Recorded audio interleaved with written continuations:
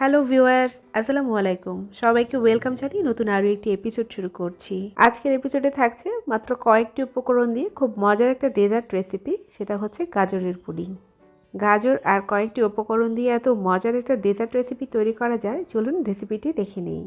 গাজরের পুডিং তৈরি করার জন্য প্রথমেই লাগছে গাজর, আর এখানে আমি 700 গ্রামের মতো গাজরকে এরকম টুকরো করে প্রেসার কুকারে 1 কাপ পানি দিয়ে সেদ্ধ করে নিয়েছি। মাত্র 3টা সিটি দিয়ে আমি সেদ্ধ করেছি, যার কারণে এটা এত সুন্দরভাবে সেদ্ধ হয়েছে, একদম পারফেক্ট, যেটা গলেও যায়নি, একদম ভেঙেও যায়নি।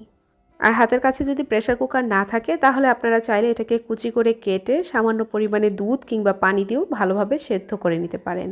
এখন এই সেদ্ধ করা গাজরগুলোকে খুব ভালোভাবে আমি ব্লেন্ডারে ব্লেন্ড করে নিচ্ছি। এবার একটা ফ্রাই প্যানের মধ্যে আমি এই ব্লেন্ড করা গাজরটা দিয়ে দিচ্ছি।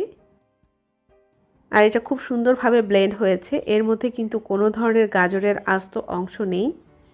এবার চুলার ফ্লেমটাকে মিডিয়াম হিটে রেখে এটাকে আমি নেড়েচেড়ে জাল করে নেব 2 থেকে 3 মিনিটের মতো। 2-3 মিনিটের মতো জাল করার পর এবার আমি এখানে দিয়ে দিচ্ছি 1 চিমটি পরিমাণ লবণ। আপনারা মিষ্টি খাবারে লবণ খেতে না চাইলে বাদ দিতে পারেন। এবার এখানে অ্যাড করে দিয়েছি 1 কাপের মতো চিনি। চিনিটাকে একটু নেড়েচেড়ে ভালোভাবে মিশিয়ে নিচ্ছি। এবার এখানে দিয়ে দিচ্ছি 1/4 কাপের মতো গুঁড়া দুধ, আর গুঁড়া দুধটা অবশ্যই দেওয়ার চেষ্টা করবেন, এতে করে এর টেস্টটা কিন্তু ভালো আসে। গুঁড়া দুধটা খুব ভালোভাবে মিশিয়ে নিচ্ছি, যেন গাজরের এই মিশ্রণটার সাথে ভালোভাবে মিশে যায় আর দলা পাকিয়ে না থাকে। সামান্য একটু ফুড কালার দিয়ে দিয়েছি দেখার সৌন্দর্যের জন্য, আপনারা চাইলে এটা স্কিপ করতে পারেন। এবার আগে থেকে জাল করে নেওয়া ঘন তরল দুধ দিয়ে দিয়েছি 2 কাপের মতো। এ পর্যায়ে আপনারা চাইলে এখানে কাজু কিংবা কাঠবাদামের পেস্ট দিতে পারেন। এবার একটা স্প্যাচুলার সাহায্যে খুব ভালোভাবে সব কিছু মিশিয়ে নেব আর 3 থেকে 4 মিনিটের মতো জাল করে নেব। খেয়াল রাখতে হবে মিশ্রণটা যেন অতিরিক্ত ঘন না হয়ে যায়, আর চুলার ফ্লেমটা এ পর্যায়ে একদম কমিয়ে রাখতে হবে।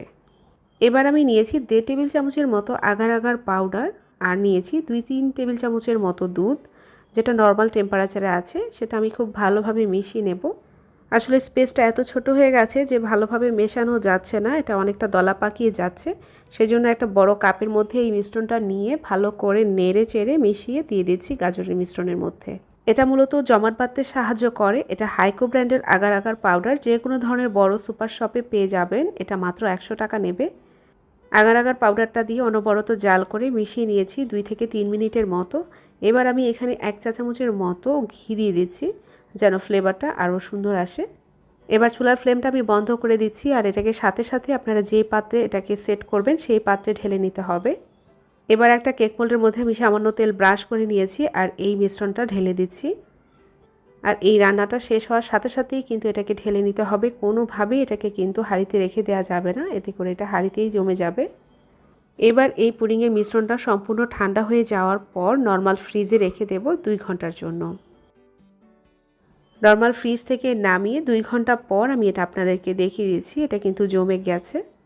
একটা বাটার নাইফের সাহায্যে এক সাইড থেকে এটাকে আমি একটু ছাড়িয়ে নিচ্ছি। যেহেতু এখানে একটু তেল ব্রাশ করা ছিল, যার কারণে এটা কিন্তু মোল্ডের থেকে ছেড়ে এসেছে। এবার একটা ট্রের সাহায্যে জাস্ট উল্টো করে ধরে একটু আলতো হাতে ঝাঁকিয়ে নিলেই কিন্তু এটা মোল্ড থেকে ছেড়ে আসবে। মাশাআল্লাহ, এটা অনেক সুন্দরভাবে জমে গেছে। এবার আমি কেটে শেয়ার করছি আপনাদের জন্য। সেই সাথে তৈরি হয়ে গেছে পুষ্টিগুণ সমৃদ্ধ গাজরের পুডিং। আর এই পুডিংটা একটু ঠান্ডা ঠান্ডা খেতে বেশি ভালো লাগে, আর এখন বাজারে প্রচুর পরিমাণে গাজর পাওয়া যাচ্ছে। আপনারা একবার ট্রাই করে দেখতে পারেন, আশা করছি ভালো লাগবে। ভিডিওটি যদি ভালো লেগে থাকে কিংবা কাজে লেগে থাকে তাহলে অবশ্যই চ্যানেলটাকে সাবস্ক্রাইব করে পাশে থাকার অনুরোধ রইল, আর পাশে থাকা বেল আইকনে ক্লিক করে রাখবেন, এতে করে নতুন নতুন নোটিফিকেশন আপনারা সব পেয়ে যাবেন। তো আবারও দেখা হবে নতুন কোনো রেসিপিতে ইনশাআল্লাহ। আজকের মতো এখানেই বিদায় নিচ্ছি। আল্লাহ হাফেজ।